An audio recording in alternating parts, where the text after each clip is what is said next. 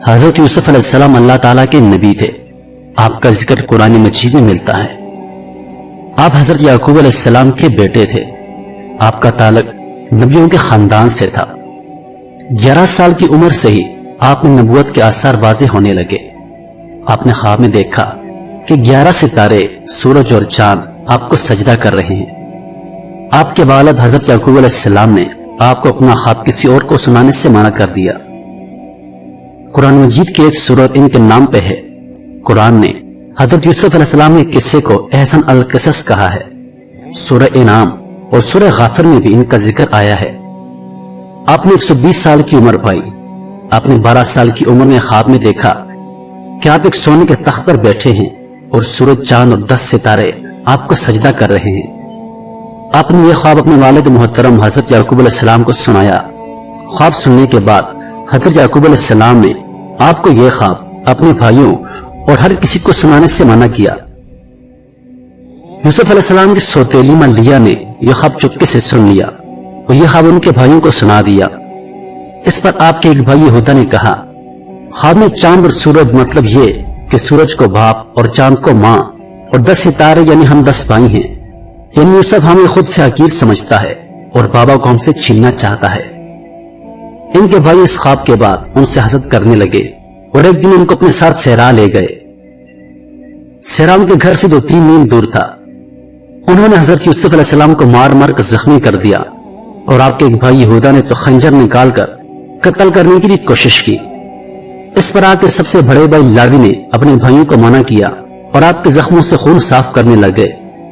پھر لاوی نے اپنے بھائیوں سے یوسف علیہ السلام کو چھوڑ دینے اور گھر واپس لے جانے کی بات کی۔ اس پر انہوں نے لاوی کو بھی قتل کرنے کی دھمکی دی۔ پھر لاوی نے ان سے کہا کہ یوسف کو گھر مت لے جاؤ اور نہ ہی قتل کرو، بلکہ اسے یہاں سے دور بھگا دو۔ اس پر وہ سارے بھائی حضرت یوسف علیہ السلام کو نمکین پانی والے اور گہرے کنویں کی طرف لے گئے۔ یوسف علیہ السلام کو اس میں ڈال دیا اور آپ کی قمیض اتار کر اس پر بکری ذبح کر کے اس کا خون لگا دیا اور اپنے والد محترم حضرت یعقوب علیہ السلام کے پاس گھر واپس چلے گئے۔ گھر پہنچنے کے بعد جب یعقوب علیہ السلام نے دریافت کیا کہ یوسف کہاں ہے تو وہ سارے بھائی زمین پر گھٹنوں کے بل بیٹھ کر رونے لگے اور یعقوب علیہ السلام کو وہ خون آلود قمیض دکھا کر کہنے لگے کہ ہم یوسف کو سامان کے پاس چھوڑ کر کھیل رہے تھے۔ جب شام ہوئی تو ہم نے سوچا کہ اب واپس جانا چاہیے۔ جب واپس مڑ کر دیکھا تو یوسف علیہ السلام کو بھیڑیا کھا گیا تھا۔ اس پر حضرت یعقوب علیہ السلام قمیض لے کر روتے روتے اپنے حجرے میں چلے گئے اور کچھ لمحے بعد باہر آئے اور فرمانے لگے کہ اگر یوسف کو بھیڑیا کھا گیا ہے تو یوسف کی قمیض کیوں نہیں پھٹی؟ اس کے بعد ان بھائیوں کے پاس کوئی جواب نہ تھا۔ کچھ دیر بعد یہودا نے کہا، بابا ہم تو خود اس بات پر حیران ہیں۔ پھر یعقوب علیہ السلام نے فرمایا کہ اے میری اولاد توبہ کر لو، اللہ سب جانتا ہے۔ اس کے بعد یعقوب علیہ السلام کافی عرصہ اپنے بیٹوں سے ناراض رہے، یہاں تک کہ ان کی اولاد بھی ہو گئی۔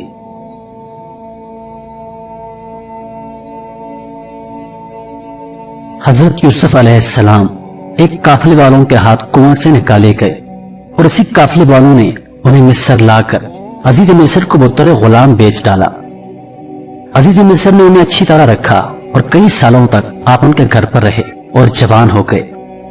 جوانی اور خوبصورتی کے عالم میں عزیز مصر کی بیوی زلیخا حضرت یوسف علیہ السلام کی عشق میں مبتلا ہو گئی اور چاہا کہ یوسف سے جنسی تعلق بنائے اور ان کو اپنے کمرے میں بلوایا اور خواہش کا اظہار کیا۔ حضرت یوسف علیہ السلام نے ان کی یہ خواہش رد کر دی۔ عزیز مصر کی بیوی نے زبردستی کرنی چاہی تو حضرت یوسف علیہ السلام دروازے کی طرف بھاگے اور خدا پاک کے حکم سے 7 دروازے خود بخود کھلتے چلے گئے۔ آخری دروازے پر انہوں نے عزیز مصر کو کھڑا پایا۔ عورت نے جلد چالاکی سے کہا، جو تیرے گھر میں برائی کا ارادہ کرے یا تو اس کو قید کیا جائے اور یا سخت عذاب دیا جائے۔ حضرت یوسف علیہ السلام نے فرمایا، میرا معاملہ اس کے برعکس ہے، یہی مجھ کو اپنا مطلب پورا کرنے کے لیے پھسلاتی تھی۔ اس موقع پر زلیخا کے خاندان کے شیرخوار بچے نے گواہی دی کہ قمیض اگر آگے سے پھٹی ہے تو عورت سچی ہے اور اگر قمیض پیچھے سے پھٹی ہے تو یوسف سچا اور عورت جھوٹی ہے۔ یہ حضرت یوسف علیہ السلام کا معجزہ تھا کہ دودھ پیتا بچہ اللہ کے حکم سے بول اٹھا۔ اس واقعے کی خبر شہر بھر میں مشہور ہو گئی۔ شہر کی عورتوں نے زلیخا پر تنو تشنیع شروع کر دی۔ چند عورتوں نے کہا کہ دیکھو، وزیر کی بیوی اپنے نوکر پر جان دے رہی ہے، عزیز کی بیوی سری غلطی میں ہے۔ اصل میں حضرت یوسف علیہ السلام کے حسن کی شہرت پورے مصر میں پھیل چکی تھی۔ اصل میں ان کو بھی حضرت یوسف علیہ السلام کے دیدار کا شوق تھا، جیسے کہ قرآن پاک میں ارشاد ہے۔ شہر کی عورتوں نے کہا کہ عزیز کی بیوی اپنے جوان غلام کو اپنا مطلب نکالنے کے لیے بہلانے پھسلانے میں لگی رہتی ہے، اس کے دل میں حضرت یوسف علیہ السلام کی محبت بیٹھ گئی ہے، وہ سری غلطی میں ہے۔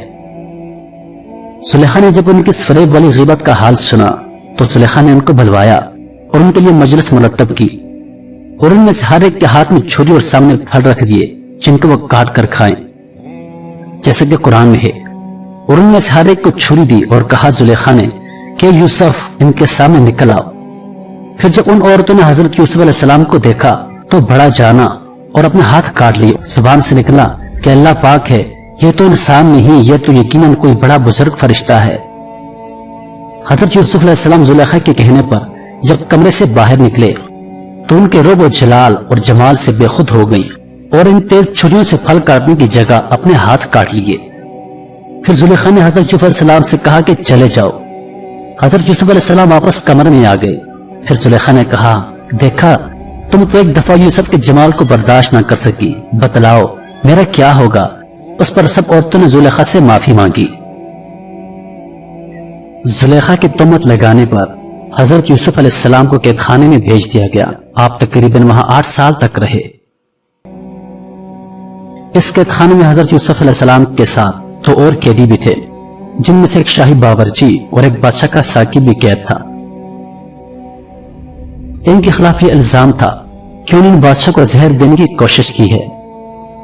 سب قیدی حضرت یوسف علیہ السلام کے حسن و جمال اور اخلاق سے بہت متاثر ہوئے۔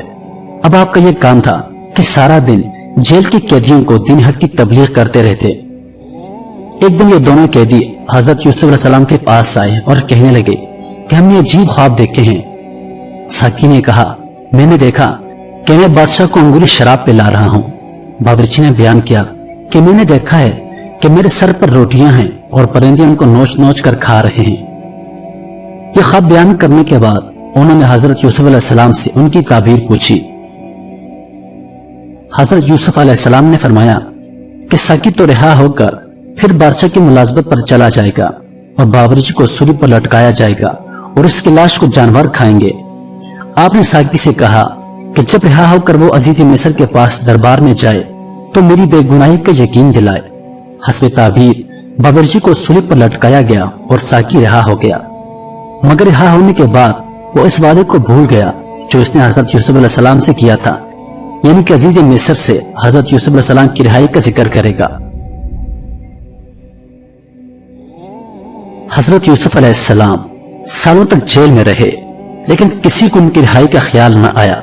اتفاق سے ایک دن عزیز مصر نے خواب دیکھا کہ 7 دبلی پتلی گائیں ہیں جو 7 موٹی تازہ گائیوں کو کھا رہی ہیں، اور 7 سبز اور 7 سوکھی بالیں دیکھی۔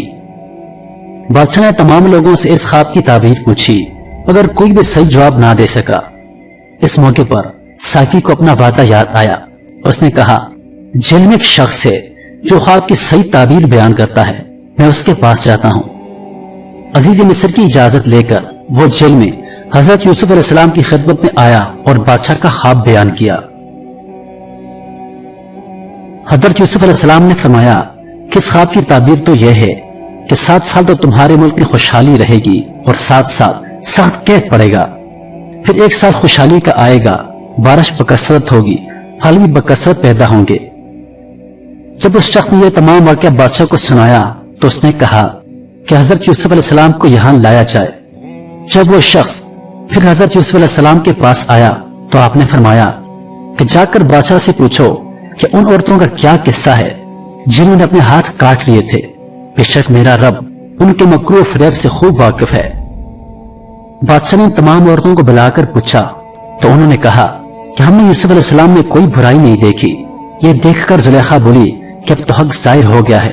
کہنے لگی، حقیقت میں نہیں اس سے برغلایا تھا اور وہ بالکل سچا ہے۔ حضرت یوسف علیہ السلام نے فرمایا کہ میں نے یہ کارروائی اس لیے کی ہے کہ عزیز کو معلوم ہو جائے کہ میں نے پوشیدہ طور پر اس کی کوئی خیانت نہیں کی، کیونکہ اللہ تعالیٰ خیانت کرنے والوں کے فریب کو راست نہیں لاتا۔ حضرت یوسف علیہ السلام کی بے گناہی ظاہر ہو گئی تو بادشاہ مصر نے حکم دیا کہ حضرت یوسف علیہ السلام کو عزت کے ساتھ لایا جائے، میں شاہی خدمت ان کے سپرد کر دوں گا۔ حضرت یوسف علیہ السلام نے فرمایا کہ اگر تم قید سے بچنا چاہتے ہو تو خزانے کی کنجیاں میرے حوالے کر دو، کیونکہ میں حساب کتاب میں ماہر ہوں۔ چنانچہ عزیز مصر نے آپ کو شاہی خزانچی بنا دیا۔ خوشحالی کے بعد قید کا زمانہ جب آیا تو حضرت یوسف علیہ السلام نے نہایت میانہ روی سے جمع کیا ہوا غلہ عوام میں تقسیم کرنا شروع کر دیا۔ قید کا اثر کنعان تک جا پہنچا، چنانچہ حضرت یعقوب علیہ السلام نے بھی اپنے بیٹوں کو غلہ لانے کے لیے مصر بھیجا، مگر یوسف علیہ السلام کے بھائی بنیامین کو اپنے پاس ہی رکھا۔ جب حضرت یوسف علیہ السلام کے بھائی مصر میں پہنچے تو یوسف علیہ السلام نے ان کو پہچان لیا، مگر وہ حضرت یوسف علیہ السلام کو نہ پہچان سکے۔ حضرت یوسف علیہ السلام نے بھائیوں سے کہا کہ اگلی دفعہ آؤ تو اپنے بھائی بنیامین کو بھی ساتھ لانا، تم کو بہت سا غلہ دیا جائے گا، اور اگر تم اس کو نہ لائے تو تم کو اناج نہیں ملے گا۔ جب یہ لوگ کنعان میں پہنچے تو انہوں نے حضرت یعقوب علیہ السلام سے کہا کہ ابا جان، اب ہمیں اس صورت میں غلہ مل سکتا ہے کہ بنیامین ہمارے ساتھ جائے، ہم اس کی پوری حفاظت کریں گے۔ حضرت یعقوب علیہ السلام نے کہا کہ مجھے اب تم پر اعتبار نہیں رہا، کیونکہ اس سے پہلے تم اس کے بڑے بھائی یوسف کو بھی ایسے ہی وعدہ کر کے لے گئے تھے، اللہ ہی ہے جو اس کی حفاظت کرے۔ حضرت یعقوب علیہ السلام نے کہا کہ جب تک تم بنیامین کی حفاظت کا عہد نہ کرو میں اس کو تمہارے ساتھ نہیں بھیجوں گا۔ اس پر انہوں نے حلفاً وعدہ کیا۔ اب باپ نے بیٹوں کو مشورہ دیا کہ وہ مصر میں ایک ہی دروازے سے داخل نہ ہو، میں اللہ کے بھروسے بنیامین کو تمہارے سپرد کرتا ہوں۔ جب یہ سب بھائی مختلف دروازوں سے داخل ہوئے اور جس دروازے سے بنیامین داخل ہوئے اس دروازے پر حضرت یوسف علیہ السلام کی ان سے ملاقات ہو گئی۔ حضرت یوسف علیہ السلام نے انہیں بتایا کہ میں تمہارا گمشدہ بھائی یوسف ہوں، میں تمہیں اپنے پاس رکھنا چاہتا ہوں۔ چنانچہ جب بھائیوں نے غلہ باندھ لیا تو شور مچ گیا کہ غلہ ناپنے کا شاہی کٹوا گم ہو گیا ہے۔ ملازمین سرکار نے ان سب بھائیوں کو پکڑ لیا، سب کی تلاشی ہوئی۔